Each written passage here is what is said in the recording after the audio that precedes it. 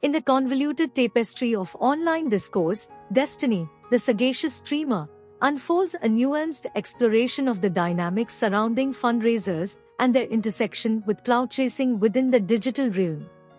In this day and age, we're thriving. So he said, Destiny, thoughts on the fans going into that LSF thread and Hassan? I have mixed feelings on it. One is, remember, I said this in the past and it's definitely true. Whether or not people like it or not, I mean, this is the reality is fundraisers are basically like clout donation drives. You're basically like putting a number to your clout. Like how much money can I raise for a given cause, and that's how cool I am. People like Vaush have been open about that. Like, if I can raise enough money, maybe these people will talk to me. He said that's like almost a verbatim quote on his stream if somebody has the link. And then Hassan obviously doing it because he can kind of like glide through all of the weird drama as of recently. He raises $500,000 off of his fans for other people. Yeah, I think that it's just like a clout device basically. Now, we can have simultaneously different thoughts about it though, right?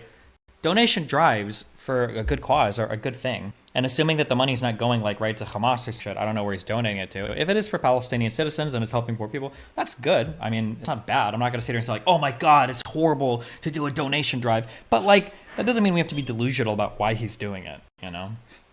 Yeah, I don't know. I also find it a little bit rich and more than a little annoying that if you've been through LSF over the past week, there's basically been like a media blackout there about Israel-Palestine because every single thread from every single streamer gets removed for being a political thread. But for some reason, like the charity drive thread is allowed to stand. So like, could I have given hot takes on Israel-Palestine if I also would have had a donation thread up for, you know, displaced citizens? Like, yeah, I don't know. It just feels really dumb, but I think on that little thing alone wouldn't bother me, but it's been kind of like the overall atmosphere of the Hamas, Palestinian, Israeli IDF shit going on over the past like 2 weeks is kind of like bothered me. But you said people who are selectively empathetic are the worst, like Hassan. Aren't those most people though? It's stupid, but that's being a normie. Well, when I talk about selective empathy, I'll clarify. When I talk about selective empathy, I don't mean like, oh, I care about my family a lot and I don't really know much or care about the family across the street from me, right? That's not selective empathy. That's normal, right? You're going to be more empathetic to people that are closer to you ideologically, in time and space, familially, nationally. Like that makes sense. The issue I have is when people say that they're empathetic towards a group of people for a particular set of circumstances, but then those circumstances aren't universal. They don't apply those same things to other people. That's what I mean when I say selective empathy. So one man's, genocide is another man's, righteous war. One man's freedom fighter is another man's terrorist. One man's imperialistic acquisition of land is another man's freeing the Tibetan people from the savage religion. Right, that's my issue. The canvas of his contemplation extends to the Livestream Fail subreddit, a virtual agora where the ebb and flow of discussions, often capricious, shape the narrative of online interactions. Destiny's ambivalence towards fans dissecting Hasanabi's fundraising efforts unveils a profound skepticism regarding the underlying motivations that fuel such benevolent endeavors. The notion that fundraisers can metamorphose into clout-chasing spectacles, where the spectacle of amassed funds becomes a status symbol, casts a discerning light on the intricacies of online influence. Drawing parallels with other streamers like Vaush, who openly embrace this strategy, Destiny delves into the strategic intricacies of fundraising, questioning whether the ostensible benevolence is tinged with an undercurrent of self-promotion. Acknowledging the potential positivity of donation drives for noble causes, Destiny, however, does not shy away from questioning the transparency of intentions. The caveat lies in the meticulous scrutiny of how the raised funds are deployed, a concern that echoes the broader sentiment of ensuring that philanthropy is not merely a veneer for self-aggrandizement. A poignant irony surfaces as Destiny unravels the paradoxical terrain of Livestream Fail. Political discussions around the Israel-Palestine conflict, a crucible of contentious opinions, are expunged from this digital agora, while posts about charity drives are permitted to linger. The dissonance in the platform's selective censorship raises questions about the nature of curated narratives in online spaces, where certain topics are delicately pruned while others flourish. Destiny's critique extends beyond the digital landscape, delving into the realm of selectively empathetic individuals.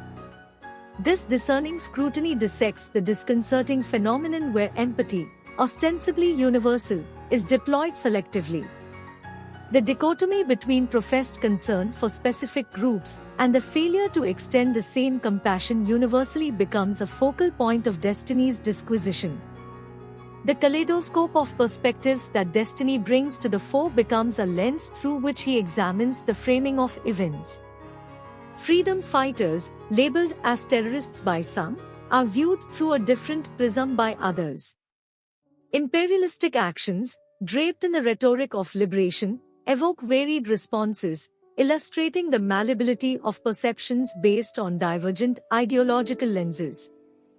Destiny's erudition shines as he navigates the labyrinth of political discussions, charitable endeavors, and empathetic posturing.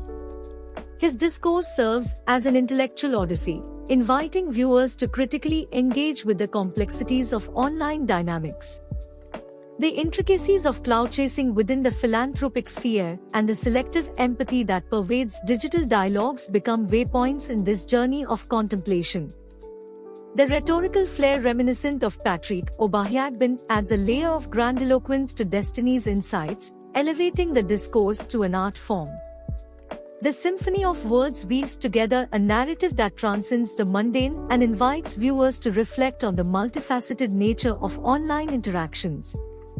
In the final crescendo of his exposition, Destiny leaves the audience with a lingering challenge to discern the motivations that underpin seemingly altruistic endeavors.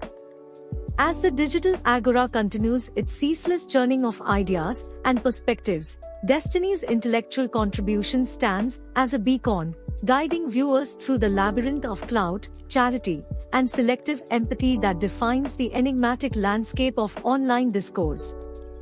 And so, dear denizens of the digital realm, as we cast our gaze upon the ever-shifting landscape of online discourse, Destiny's incisive exploration leaves us not with answers, but with questions that reverberate through the corridors of our collective consciousness.